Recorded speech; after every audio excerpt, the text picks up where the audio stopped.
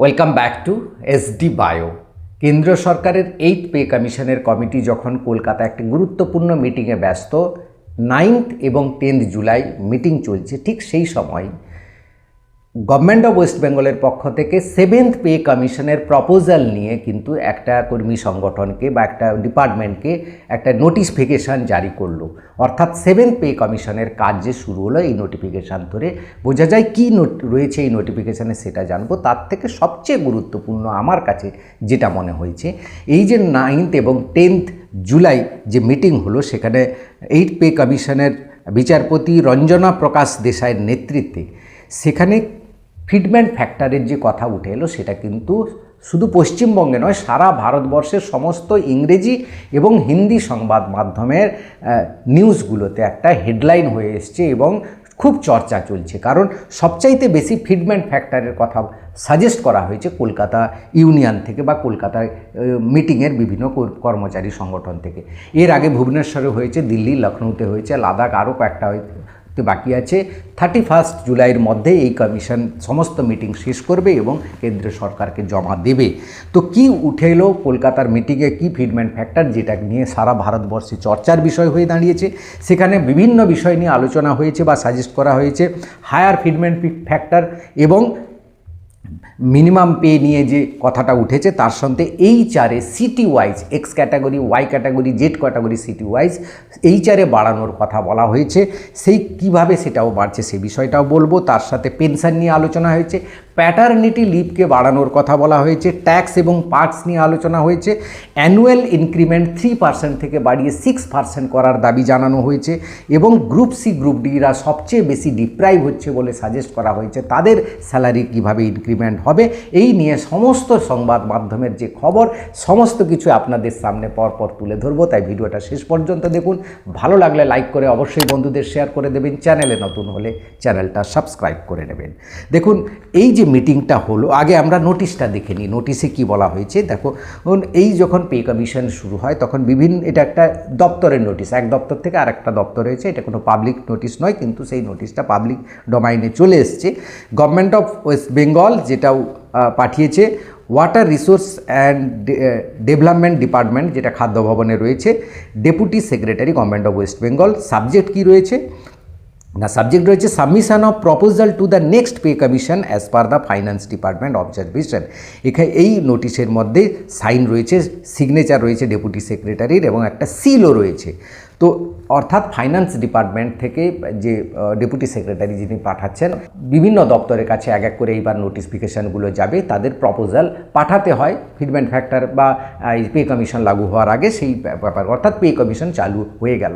এখানে আমার একটা সন্দেহ রয়েছে, পে কমিশন যেখানে শুরুই হয়নি, কমিটি গঠন হয়নি, সেখানে এরকম একটা নোটিফিকেশান কী করে হয়, এর সত্যতা কিন্তু বিচার করা হয়নি। ভবিষ্যতে কয়েকদিনের মধ্যে বোঝা যাবে এটা ঠিক না ভুল। তো যাই হোক, তাই জন্য আমি বলেছি এর থেকে গুরুত্বপূর্ণ যেটা, সেটা হচ্ছে কলকাতার মিটিং। সেখানে কি কি উঠে এলো সেই কথাগুলো আমি এবার আপনাদের সামনে একটু তুলে ধরবো, মন দিয়ে শুনবেন। 8th পে কমিশনের এবিপি আনন্দের যে খবর, ন্যূনতম বেসিক পে হতে পারে 72,000 টাকা। 8ম বেতন কমিশন সব থেকে বেশি লাভবান হবেন সরকারি কর্মচারী। এবং সেখানে বলা হচ্ছে যে 8th পে কমিশনের যে সবচেয়ে লোয়েস্ট লেভেলে, পে 1 লেভেলে, যেখানে 18,000 টাকা বেশি রয়েছে 7th পে কমিশন অনুযায়ী, সেইটা 4 গুণ বাড়াতে বলা হয়েছে। অর্থাৎ ফিটমেন্ট ফ্যাক্টর 4 গুণ করতে বলে 72,000 টাকা হতে পারে। এবার আরও অনেক বিভিন্ন জায়গায় মিটিং যে হয়েছে, সেখানে 3.83-র কথা বলা হয়েছে, 2.9-এর কথা বলা হয়েছে। তো এইগুলো আলোচনার পর আমি একটা ফাইনাল ফিটমেন্ট ফ্যাক্টর কী হতে যাচ্ছে সেই বিষয়টা নিয়েও বলবো। এবং এই নিউজের খবর দেখুন, 8ম বেতন কমিশন কি সবথেকে বেশি ব্যয়বহুল হতে চলেছে? হ্যাঁ, 8ম বেতন কমিশন সবচেয়ে বেশি ব্যয়বহুল হবে, এই বিষয়ে কোনো সন্দেহ নেই। কারণ বিভিন্ন সংবাদ মাধ্যমে যেটা চর্চার বিষয় হয়ে দাঁড়িয়েছে, যে এখন যে মূল্য বৃদ্ধি অর্থাৎ মহঙ্গাই যেটাকে বলা হচ্ছে, সেটা হয়তো চরম লেভেলে গেছে এবং আগামী 5 বছরে আরও চরম লেভেলে হবে। তো এটা তো শুধু 2027 সালের স্যালারি নয়, আগামী 5 বছরে কি হতে পারে সেই তার একটা বিচার্য হয়। একটা ফ্যামিলি একটা ফ্যামিলি হোল্ডার কতটা খরচ হতে পারে, মূল্য বৃদ্ধি কত হয়েছে, এই নানা রকম ফ্যাক্টরগুলো আলোচনা হয়, যার ফলে এবারে কিন্তু ফিডব্যাক ফ্যাক্টর যথেষ্ট অনেকটা বাড়বে। কারণ কেন্দ্র সরকারও বুঝে গেছে এবং রিজার্ভ ব্যাঙ্কও বারবার বলেছে কেন্দ্র সরকারকে মূল্যবৃদ্ধি নিয়ন্ত্রণ করতে, কিন্তু কেন্দ্র সরকার অপারগ। তাই সেই মূল্যবৃদ্ধির সঙ্গে কর্মচারীকে বাঁচিয়ে রাখতে হলে তার ফিডব্যাক ফ্যাক্টরটাকে বাড়াতে হবে। এবং সরকারি কর্মচারী বা সরকারের সমস্ত সিস্টেমের মেরুদণ্ড হচ্ছে সরকারি কর্মচারীরা, তাই তাদের ফ্যামিলি, তাদের স্যালারিকে বাঁচাতে হবে, তাদেরকে বাঁচাতে হলে ফিডব্যাক ফ্যাক্টরটাকে বাড়াতে হবে। নাহলে কর্মচারী সংগঠন, বিশেষ করে রেলওয়ে এবং ডিফেন্স ফ্যাক্টর, এই দুটো ডিফেন্স সিস্টেম, এই দুটোর কমিটি থেকে বা কর্মচারী সংগঠন থেকে যে ফিডব্যাক ফ্যাক্টর সেটা 3.83 এসছে, যেটা কিন্তু উচ্চমানের ধরা হচ্ছে বা 4-এর কাছাকাছি ধরা হচ্ছে। তো এই ফিডব্যাক ফ্যাক্টর কিন্তু লাগু হওয়ার সম্ভাবনা ধীরে ধীরে বাড়ছে। তো এই আর কোন কোন ভাতা বৃদ্ধি হতে পারে সেই বিষয়টাও বলা হয়েছে। যেমন HR ভাতা বৃদ্ধির করার সাজেশন দেওয়া হয়েছে কলকাতা মিটিংয়ে। সেখানে যে কেন্দ্র সরকারের এরকম নিয়ম আছে, এক্স ক্যাটাগরি, যেমন কলকাতা একটা এক্স ক্যাটাগরি সিটি, সেখানে 30% HR পাবে, 20% ওয়াই ক্যাটাগরি, 10% পায় জেড ক্যাটাগরি ওয়াইজ শহরগুলোকে। সেই 30%টাকে বাড়িয়ে 36% করা হবে, 20%টাকে বাড়িয়ে 24% এবং 10%টাকে বাড়িয়ে 12%। আমরা রাজ্য সরকারি কর্মচারীরা ইন জেনারেল সবাই 12% করে পাই। সেই HR এটা তো হয়তো এবারে আমাদের রাজ্য বাড়াতে পারে। তো যেহেতু কেন্দ্রের ফিডব্যাক ফ্যাক্টর আমাদেরও লাগু হবে, তাই সেই ফিডব্যাক ফ্যাক্টর ধরে আমি সমস্ত স্যালারিগুলো আলোচনা করব, কার কত স্যালারি হবে। আরেকটি কথা বলা হয়েছে যে অ্যানুয়াল ইনক্রিমেন্ট যে 3% হয়, সেটা 3% না করে 6% করতে বলা হচ্ছে 8 পে কমিশন। অর্থাৎ আমাদের রাজ্যেও কিন্তু তাহলে যদি 8 পে কমিশন এটা লাগু করে, আমাদের রাজ্যে যখন 7 পে কমিশন হবে, সেটাও কিন্তু 3% থেকে 6% বাড়ানোর কথা বলা হয়েছে। কেন প্রতি বছর ইনক্রিমেন্ট হওয়ার দরকার রয়েছে?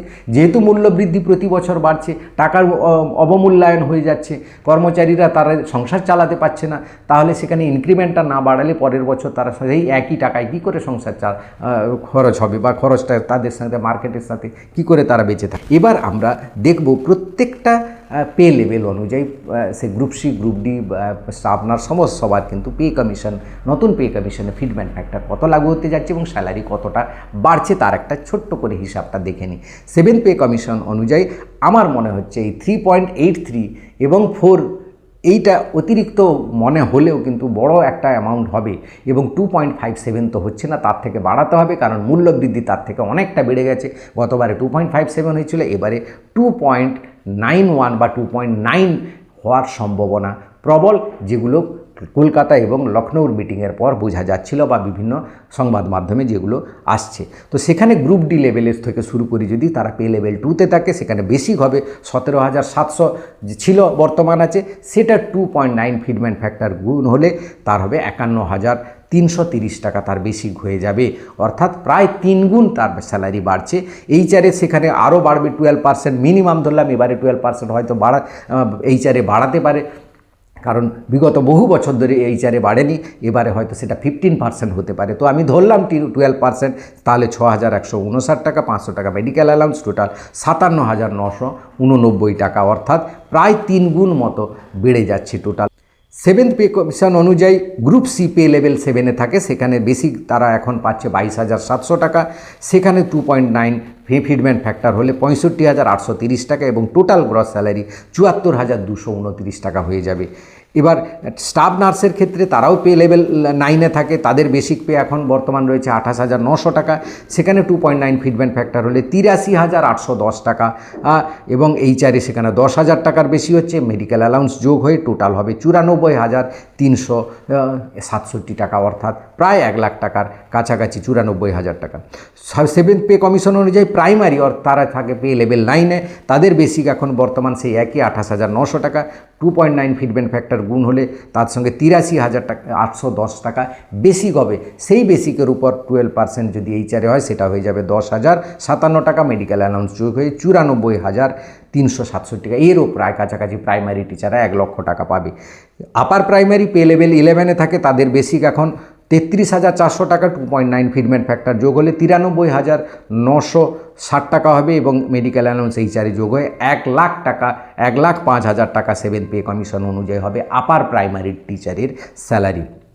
সেভেন পে কমিশন অনুযায়ী নবম দশমের স্যালারি পে লেভেল 11-এ থাকে, তারা বর্তমানে পাচ্ছে 33,400 টাকা। 2.9 ফিটমেন্ট ফ্যাক্টর যোগ হলে 93,960 টাকা। HR-এ 11,257 টাকা, মেডিকেল অ্যালাউন্স যোগ হয়ে 1,05,735 টাকা। যাই একাদশ দ্বাদশের শিক্ষকরা যারা পে লেভেল 11-এ থাকে তাদের বেসিক হচ্ছে 42,600 টাকা। 2.9 ফ্যাক্টর হলে 1,23,540 টাকা হচ্ছে বেসিক স্যালারি। তার HR-এ হবে 14,824 টাকা এবং মেডিকেল অ্যালাউন্স যোগ হয়ে 1,38,864 টাকা। এগুলো স্টার্টিং স্যালারির কথা বলা হচ্ছে। আমাদের রাজ্যে সেভেন্থ পে কমিশন লাগু হলে এই ফিটমেন্ট ফ্যাক্টর অনুযায়ী।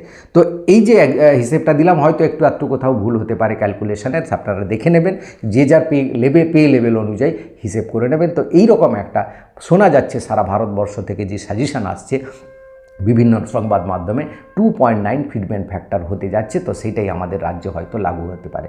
এটা যদি লাগু হয় সেটাও কিন্তু খুব একটা খারাপ হবে বলে মনে হয় না। অবশ্যই আপনারা আপনাদের মতামত জানাবেন। ভিডিওটা আর ভালো লাগলে লাইক করে সবাইকে শেয়ার করে দেবেন। Thank you for watching.